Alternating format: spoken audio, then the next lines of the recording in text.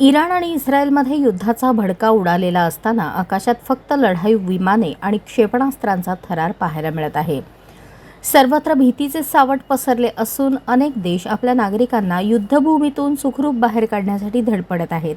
अशाच एका अत्यंत कठीण आणि तितक्याच संवेदनशील मोहिमेवर एक 23 वर्षांची तरुण मुलगी निघाली होती. घरून निघताना तिने आपल्या आईला मारलेली हाक काळजाचा ठोका चुकवणारी होती.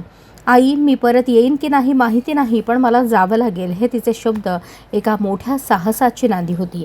ही साहसी मुलगी दुसरी तिसरी कोणी नसून फरीदाबादची लेक दीपिका अधाना आहे.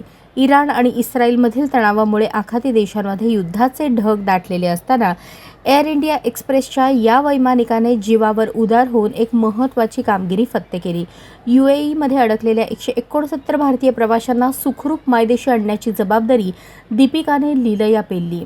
विशेष म्हणजे ही संपूर्ण मोहीम केवळ महिला क्रू मेंबर्सनी हाताळली, ज्यामध्ये कॅप्टन जसविंदर कौर आणि दीपिका अधाना यांच्यासह 4 महिला कर्मचारी होत्या.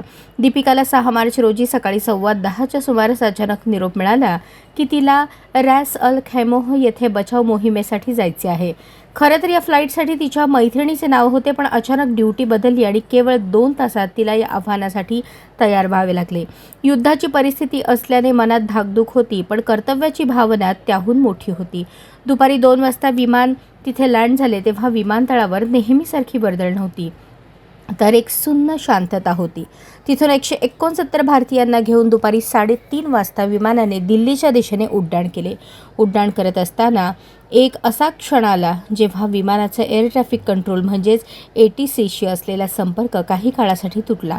नेटवर्क गेल्यामुळे विमानात चिंतेचे वातावरण निर्माण झाले होते, मात्र काही वेळातच संपर्क पुन्हा प्रस्थापित झाला आणि सर्वांनी सुटकेचा निश्वास सोडला.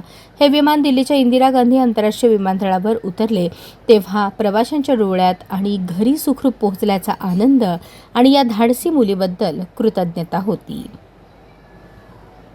अशाच नवनवीन अपडेटसाठी जनता राज्य न्यूज चॅनलला सबस्क्राईब करा, लाईक करा आणि शेअर करायला विसरू नका.